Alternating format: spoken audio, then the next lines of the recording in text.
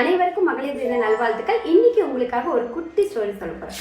இந்த கதை வந்து பாத்தீங்கன்னா பிரபலமான ஒரு பெண்ணோட கதை கிடையாதுங்க. ஒரு சராசரியான பெண்ணோட ஒரு சக்சஸ் ஸ்டோரி தான். அந்த கதைக்குள்ள போறதுக்கு முன்னாடி நம்ம சேனலை இன்னும் ஃபாலோ பண்ணாம இருந்தா ஃபாலோ பண்ணிட்டு பாருங்க.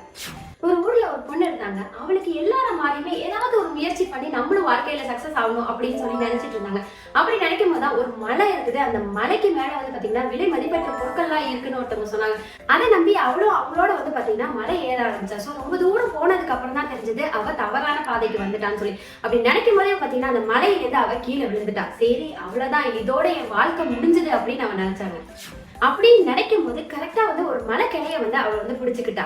இத சுத்தி நிறைய மக்கள் வந்து பாத்துட்டு இருந்தாங்க. அப்ப எல்லாருமே என்ன நினைச்சாங்கன்னா அவளோட லைஃப் அவ்வளவுதான், இதோட முடிஞ்சிரும், அவளால மேல எந்திரிச்சு வரவே முடியாது அப்படின்னு நினைச்சாங்க.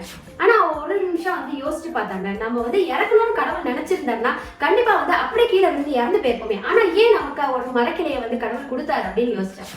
சோ நம்ம வந்து வாழ்க்கையில சாதிக்க வேண்டியது இன்னுமே நிறைய இருக்கு. அதனாலதான் கடவுள் இன்னொரு வாய்ப்பை நமக்கு கொடுத்திருக்காரு அப்படின்னு நினைச்சாங்க. அந்த வாய்ப்பை யூஸ் பண்ணணும் அப்படின்னு சொல்லிட்டு பாத்தீங்கன்னா கொஞ்சம் கொஞ்சமா முயற்சி பண்ணி பாத்தீங்கன்னா மலை உச்சிக்கு மறுபடியும் அவ வந்துட்டா.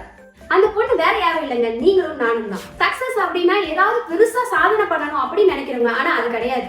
வாழ்க்கையில நிறைய நம்ம கஷ்டங்களையும் தடைகளையும் தாண்டி கொஞ்சம் கொஞ்சமா முயற்சி பண்ணி முன்னேறி வரோம் பாருங்க, அதுதான் இந்த உண்மையான சக்சஸ். சோ நீங்களும் நானும் எல்லாருமே வந்து பாத்தீங்கன்னா கண்டிப்பா ஒரு சக்சஸ்ஃபுல் உமன் தாங்க.